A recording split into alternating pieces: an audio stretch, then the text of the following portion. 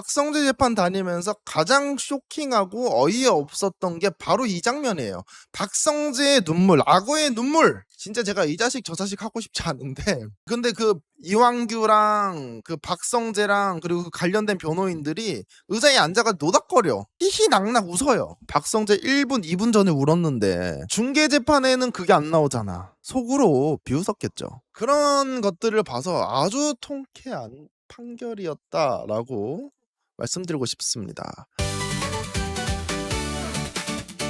내란가담 박성재 1심 징역 25년 선고가 나왔습니다. 박수! 구형이 20년 나왔는데 징역이 25년 나왔습니다. 이진관 부장이 가차 없었어. 이거는 어떤 걸 의미하냐? 한독수가 23년 선고 나왔습니다. 그래서 이진관 부장은 박성재가 한독수보다 내란에 더 적극적으로 참여했다라고 인식하고 있는 것 같습니다. 그러면 이진관 부장은 어떻게 선고했는지 함께 보시죠. 피고인 박성재에 대해서 선고합니다. 피고인 박성재를 징역 25년에 처한다. 이 사건 공소 사실 중 피고인 박성재에 대한 부정 청탁 및 금품 등 수수의 검제에 관한 법률 위반의 점에 대해 관한 공소를 기각한다. 이렇게 25년을 줬다. 박성재의 눈물이 통하지 않았다라는 거죠. 박성재의 눈물 한번 보고 오도록 하겠습니다. 국무위원회 한 사람으로서 그 상황을 막지 못하고 대통령을 설득하는 데 실패한 것에 대해서 많은 책임감을 느끼고 있습니다. 그리고 국민께 충격과 실망을 드린 것이 대단히 죄송하게 생각합니다.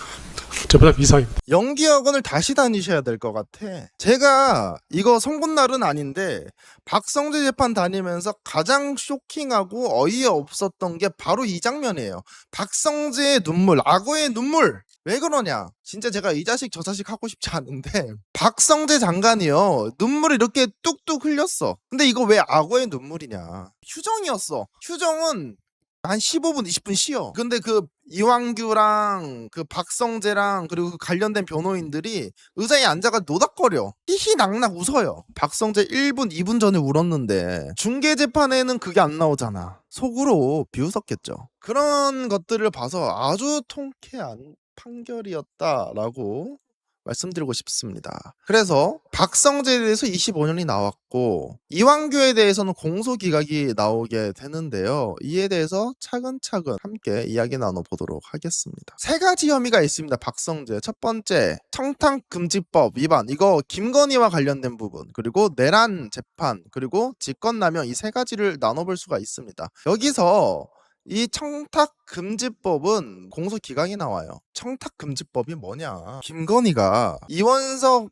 서울청장이 디올백과 관련돼서 수사를 하라고 지시를 내립니다.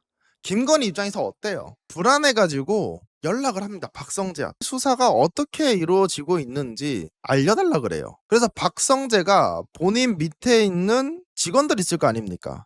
시켜가지고 수사 진행 사항이 어떻게 되는지 알려줍니다. 이러한 상황에서 김건희가 또 뭘 걸고 넘어지냐? 김혜경 여사, 김정숙 여사, 그 사람들은 왜 수사가 진행이 안 되고 있죠? 수사해야 되는 거 아닌가? 라고도 말하는 내용들이 나와요. 근데 이 부분 같은 경우에는 이진관 부장이 판단했을 때 아니다. 이게 내용에 대해서 평가를 하지 않았습니다. 내란 재판은요. 내란과 관련된 그리고 거기에서 파생된 그런 일들에 대해서 판단을 내리는 거예요.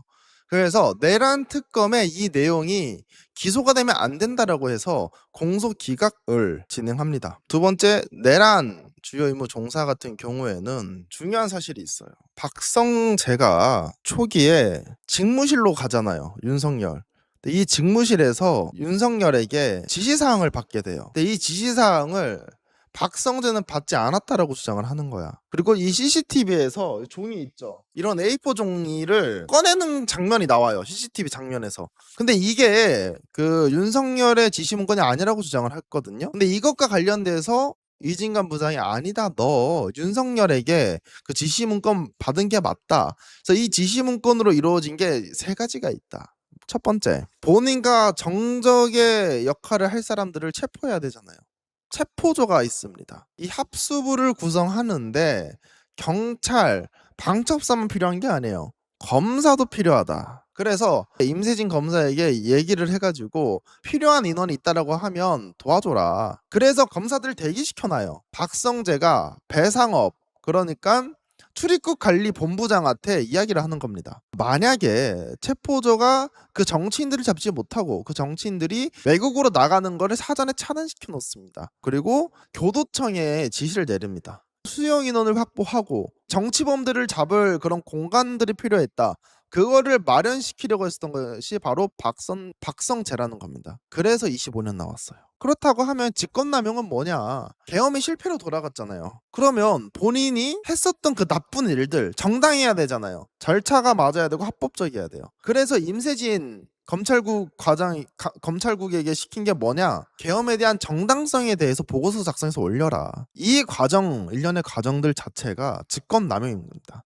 그러니까 윤석열에게 지시를 받았었던 그 지시 문건 그대로 행했잖아요. 그러면 그 밑에 있는 공무원들이 그거에 따랐잖아요. 그 일련의 과정도 직권남용이다. 그러면서 형량을 내릴 때 뭐라고 한 줄 알아요? 형량을 내릴 때. 과거에 전두환, 박정희 얘네들은요. 대통령일 때 계엄을 한 게 아니에요. 밑에 있는 지시를 받아야 되는 군인인데 국가를 갈아엎은 거야. 그래서 전두환 관련해가지고 그 이전에 내란범들에 대해 가지고 선고가 된 그런 게 있잖아요. 판결이 있잖아요. 야, 과거에 전두환은 얘 밑에 있던 놈이 한번 뒤집어 엎어가지고 계엄을 한 거고 너네는 훨씬 더 성공할 확률이 높았던 친위 쿠데타다. 위에서부터의 그 계엄이다. 그렇기 때문에 전두환 때 그때 예시를 가지고 와서 형량을 주는 것은 부당해.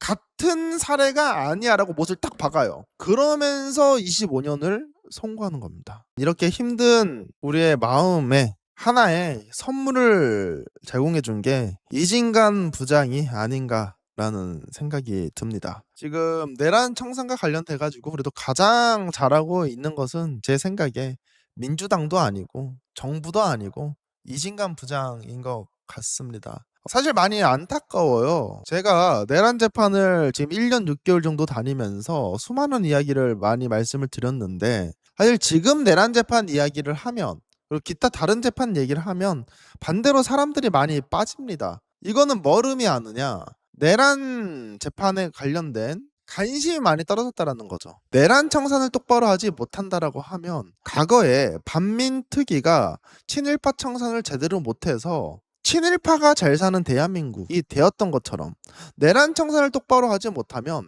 내란범이 잘 사는 대한민국이 될 수 있다.